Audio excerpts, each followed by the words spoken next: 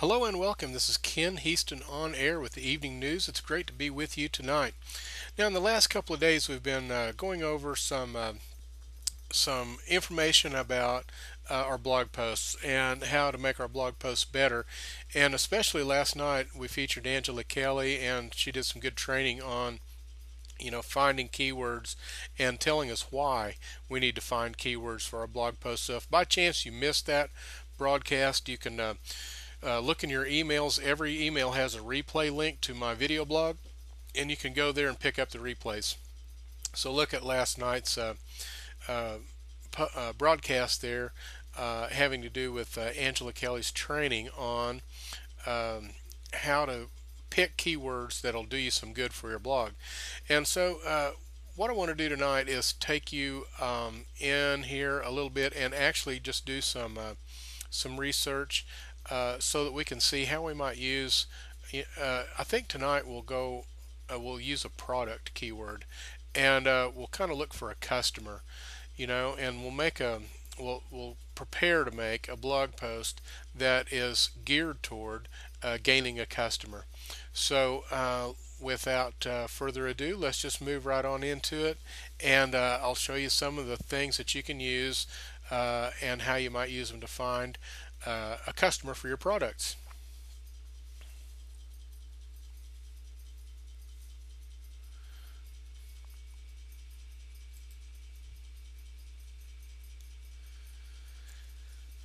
Testing 1 2. Okay, let's start right back in here in Keyword Planner, like Angela was talking about last night. She went over this in pretty good detail, but tonight we're going to go in with a purpose, and we're going to find, we're going to pick a product type, and we're going to do a research we need to get ready to do a blog post for some kind of product. So let's just do this live here on the air and see how it goes. So I'm in Keyword Planner. I'm going to use this search for new keyword and add group ideas, and I'm going to put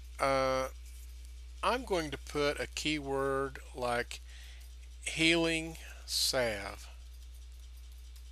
You know, this could be any product, and we all have products in this industry that help people, and so it could be about anything. But you just put a keyword in here that's relative to, say, a category of products you got. Like, you might, in this instance, if you have healing salves, you might have several kinds. But for right now, what we're going to do is just go on kind of a broad keyword, and we're going to get some ideas. All right, and so once we get in here, we go to this tab, Keyword Ideas, and we click on that.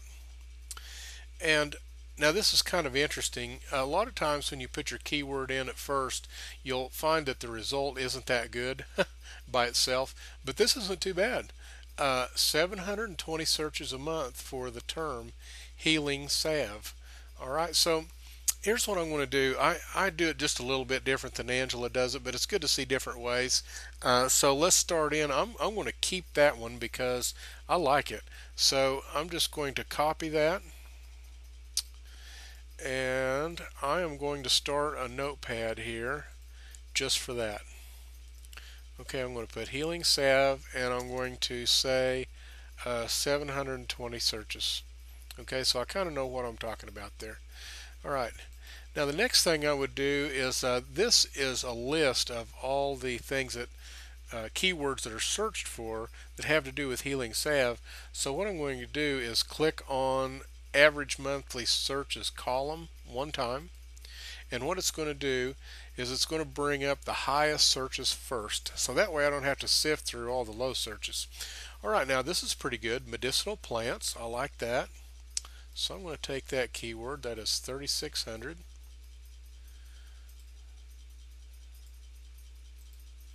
And the reason that I do this is because if I want to come back to this, I've got this list already ready to go. I do my keywords research one time, and like healing oils, that's really good. 1600 searches.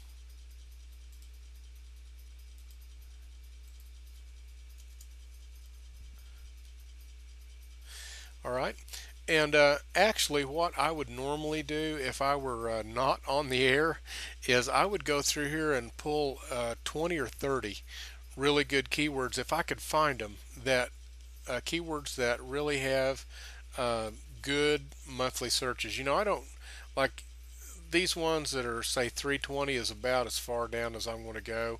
I just wouldn't go after keywords that are really low in search volume unless here is an unless. Um, there there are special types of keywords, long tail keywords, that really reach out to those are uh, in the they're in the cycle of buying. They're ready to buy. Um, they're not just researching anymore, but they're getting pretty serious about it. Okay, and these broad keywords like miracle salve. Well, you don't really know that. Homemade salve. Well, you know that could be a lot of things, but let's just assume uh, there's a lot of types of keywords that are good for this if you put how to in front of it, or for dummies behind it, or review behind it. Um, I don't know, let's say herbal tinctures. Let's just say that one. It's got 590 searches. If we took herbal tinctures, okay, and we know that there's a pretty good number of searches going on for that, and so we just keep it. But let's just say that we might want to make a blog post that was something along the lines of review. Okay? And if we did that, now we have captured someone's attention that is really trying to decide what herbal tincture might be right for them. So what we can do is we can give them a blog post that is a really good review. We could even include a video with it if we wanted to. We could make a video, put it on YouTube, and then include it in our blog post. And we could review several different herbal tinctures. There's probably some for sale down at the big box store downtown, maybe some at the grocery store, and then yours. Okay, and so you can give them a quick review and tell them why they really should take a better look at your product. So those three things, how to, for dummies, and review, are really hot ways to spice up a keyword and make it work well for you. And you're going to pull in the traffic that's really pretty serious. I mean, they really want to know something about it. So I would save this document now in a folder where I was collecting information for this blog post. So now let's review another thing that happens. Let's just go into Google search here, and let's take one of those keywords, and let's just go back and get our main keyword here, healing salve. Okay, and what we're going to do is put that in search, and let's just see what comes up. Okay, here's some all these on the right hand side are paid ads, and a lot of times you have some up along the top will have images for healing salves. But here's what I'm interested in. Down at the bottom of the page, these are related keywords, and what Google does is they take a look at what keywords that are related to your main keyword get searched the most, and they'll suggest those at the bottom of the page. Now Google's trying to tell you something here if you're if you're making content, and that is you really should pay attention to these extra keywords and kind of include them. Like if you want to upload a video, include them in your video tags. If you are doing a blog post, well, include some of these phrases in the content. So what I would do is I would copy this right here, and I would just put this right in the same notepad. And now I really know what it is that Google wants to see in my content. That'll help me rank, and it'll help me get my post out in front of more people. Now, there's a fast way to do this. Let me show you this.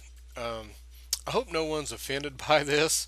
Uh, this is a website, and uh, I didn't make this website up. I didn't name this website, but I tell you what, it sure does work good. So let's just try it out here. What this is going to do is basically really, really fast do the same thing that we just saw done in Google, but it's going to drill down for us really fast. So we just put our main keyword in there and hit this button at the bottom, and bam, it's going to start cranking them out, and it'll just keep going. So you want to stop, okay? And so now what I did in like maybe a second and a half there was I got 105 related keywords that Google thinks really relates to my main keyword. And you can take a look at some of them. You see homemade healing salve for dogs. Man, that would be a pretty good keyword. People spend a lot of money on their pets, and if they were searching a keyword like that, they're probably wanting to buy, right? What about deep healing salve? This would be a good one to put, say, either review on it or how to use a deep healing salve might be pretty good. Like here, how to use healing salve Dota. Well, that is specific, but um, you know, you get the idea.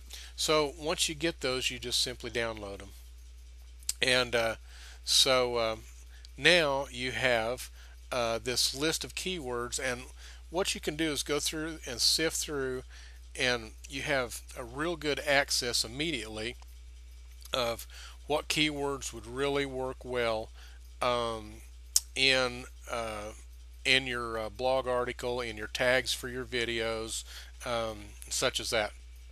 Okay, well, let's get rid of that site. It's kind of naughty name, but it is a good site.